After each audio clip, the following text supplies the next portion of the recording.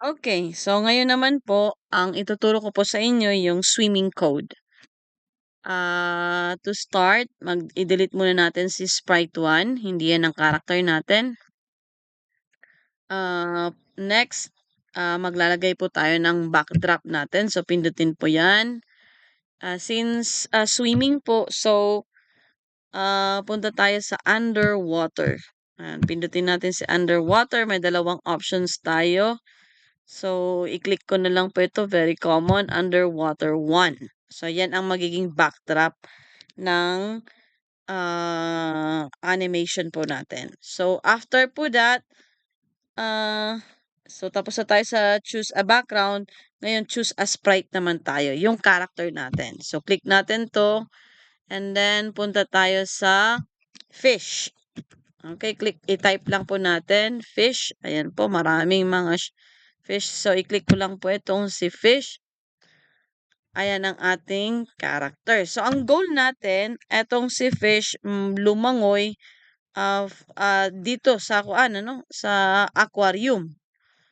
So, ngayon, kahit anong pindot ko dyan, wala pong movement na mangyayari dyan kasi wala pa nga po siyang code. So, ang goal natin, mabigyan siya ng code sa magitan ng mga blocks na ito para mag-move siya. Okay? So, ipoprogram natin siya. Lalagyan natin siya ng code. So, unang gagawin po natin ay punta tayo ng events. So, click natin, yellow ang events. Click natin si events. And then, ang hanapin po natin dito, when green flag clicked. So, i-click natin, tapos i-drag dito. Okay, so palakihin ko po para makita po ninyo. Ayan.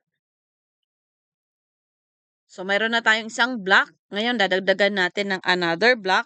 Pupunta tayo kay control. So, control, orange po ang control. And then, after po kay control, si forever po ang i-click natin. So, i-click natin si forever, drag natin papunta dito. Forever. Okay, next naman, punta tayo kay motion. So, si motion, ang hanapin natin kay motion, blue ang motion. I-click natin si move 10 steps, pero isa-sandwich natin siya dito kay forever. And then, after po nyan, punta ulit tayo kay motion. Same. So, hindi na po tayo maglilipat. Hahanapin na lang natin si if on edge bounds. So, nasan po si if on edge? Ito. If on edge bounds. So, ilalagay natin sa ilalim ng move 10 steps. If on edge bounds. Okay?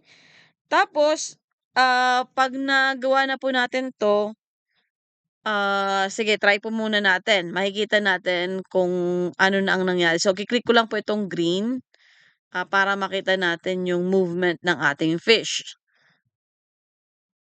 Ayan. So, kung napansin po ninyo, ayan o, baliktad po ang isda. Baka malunod po siya. Kaya ang gagawin natin, click tayo kay direction. So, si direction, click natin.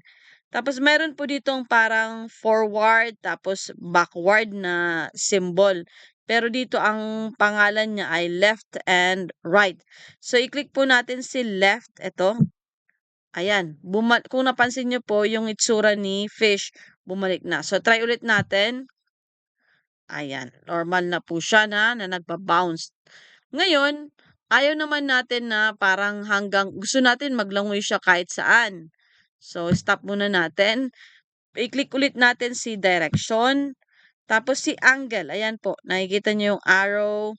Ikuan na lang po natin pag ganun. Para nagbabounce siya. So, okay na po yan. Click ulit natin palakihin po natin. So, click natin ang green. Ayan. Okay, nagbabounce. Paano teacher ma'am, kung gusto kong pabagalin? So, pwede po yan. Etong si move 10 steps, pwede nating palitan. Halimbawa, palitan natin ng 5. Ayan. Nag-slow down po siya.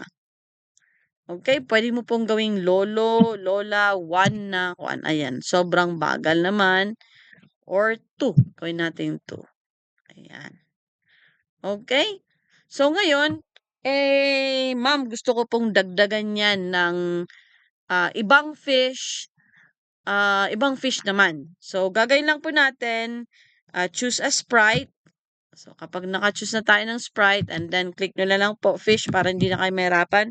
Click natin 'to.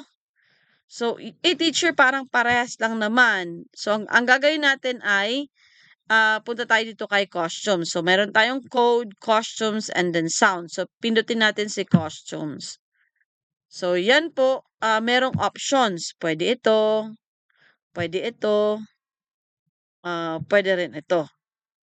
So, try nga natin itong si, parang butete yata 'to, no? Pwede mo pong makakuhaan, 'pag okay ka na po diyan, balik ka na sa code. Puwede mong palitan 'yan, yung size. So, for example, gawin natin siyang 75. Ayan, okay. So, 'yan ang size niya. Ngayon bibigyan natin siya ng code. Ah, Ngayon hindi mo na kinakailangang ulitin yung ginawa ko, pero puwede naman kung gusto mo. Pero para maka-save ka ng time, punta ka kay fish number 1, tapos i-duplicate mo lang po ito. Click mo lang tapos duplicate. Ayan. So, kapag na-duplicate mo na, ayan nandiyan naman siya 'no, ipupunta mo siya kay fish 2. I-click natin si fish 2. Ayan, mayroon na si fish 2. Puntahan natin si etong na-duplicate na, balik mo ulit. Wait lang. Okay, so nawala na. Merong code si fish 1, meron din code si fish 2.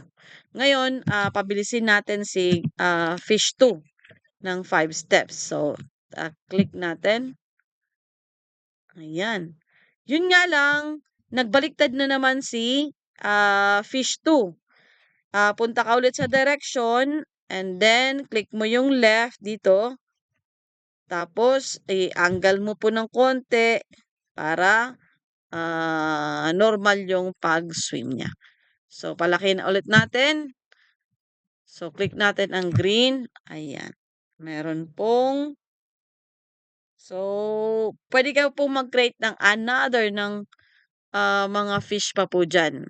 Depende po sa kung anong gusto mo. So, try ulit tayo ng isa pa. Choose a sprite, tapos type mo ang fish, and then click ito. Piliin natin si, punta tayo kay costume, piliin natin ito.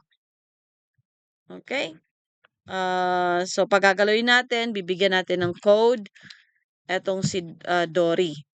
Si Dory ba? Tama ba? Okay, so ngayon si Dory hindi po magmo-move kasi wala pa po siyang code. So mag-duplicate ka na lang. Click mo si fish 1 and then duplicate. 'Pag nag-duplicate na, ayan, imo-move mo lang itong, wait lang po, kay fish 2. Okay. So si fish 2 wala pa. Ulitin mo ulit ang process kasi wala pa rin. Try natin ulit. Okay. Ayan, meron na. Okay, si fish 2. So, si fish 1, yung nakuan mo, ibalik mo na lang po ulit. Ayan. Para isa lang ang kanyang code. Si fish 2, isa rin lang ang code. Si fish 3, isa lang ang code. So, gawin natin siyang, sige po, 2 na rin lang. O, 2. Ngayon, para hindi na siya magbaliktad, kasi sigurado mabaliktad din po yan, pumunta tayo sa direction. Tapos eto, click natin 'to and then, angle ng konti. Sige po, i-kuwan natin, palakihin. Okay, play tayo. Ayan po. Ayan. Okay. So, yan po ang code ng swimming. So, palitan ulit natin. So, yan lang po.